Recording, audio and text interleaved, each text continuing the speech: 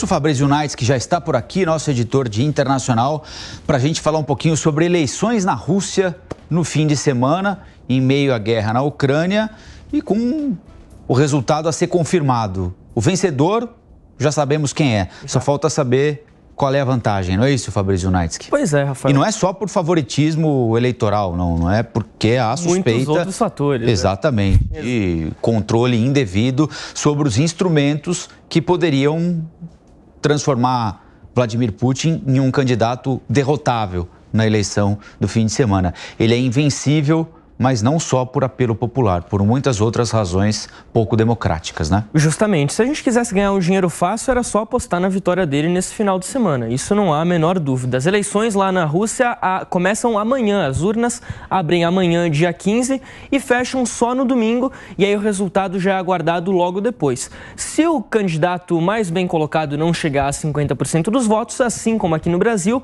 há um segundo turno.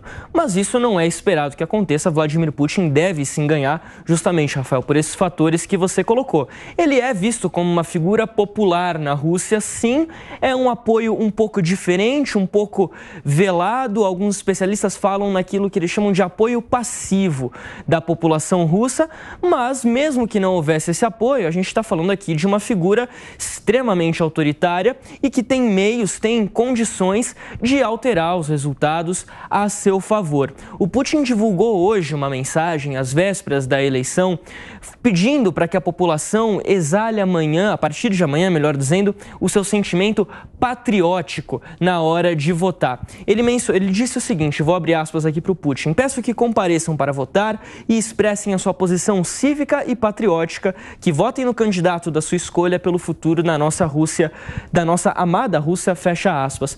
O Putin também falou que são tempos difíceis por lá, mencionando ali as sanções que o Ocidente levantou contra o país desde o começo da guerra contra a Ucrânia lá em 2022. Ele concorre contra outros 3 candidatos, mas a oposição na Rússia, Rafael, é uma oposição extremamente controlada. Aqueles candidatos ou pré-candidatos que eram mais vocais, que falavam mais contra Vladimir Putin, todos eles tiveram as suas candidaturas reprovadas pelo que seria o Tribunal Superior Eleitoral russo. Então, é uma disputa já com cartas marcadas. E esse apoio que Vladimir Putin tem, esse apoio passivo, como dizem os analistas, é resultado justamente disso, de um controle, de um aparelhamento de anos. Vladimir Putin pode se tornar, se ele vencer as eleições neste final de semana, o líder há mais tempo no poder na Rússia desde um certo Joseph Stalin entre 1924 e 1953, na época da União Soviética. O Putin está no poder lá na Rússia desde 99.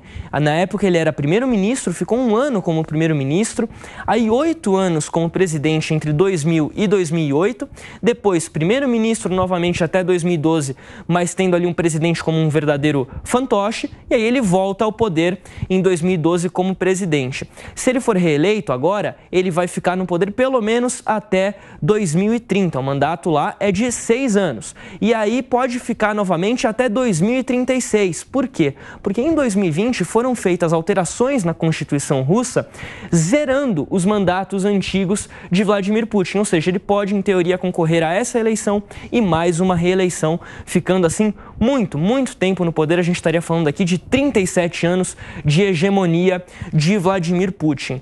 Essa Constituição russa, que vem em 93, ali logo depois do final da União Soviética, curiosamente, é inspirada até na Constituição francesa e tinha sido elogiada pelo Ocidente na época. Mas a situação mudou muito de panorama por lá. E a expectativa é essa: uma vitória de Vladimir Putin grande e que vai medir, vai ser um termômetro para saber o quanto que a população de fato apoia o Putin e quanto que eles apoiam principalmente a operação que está acontecendo na Ucrânia.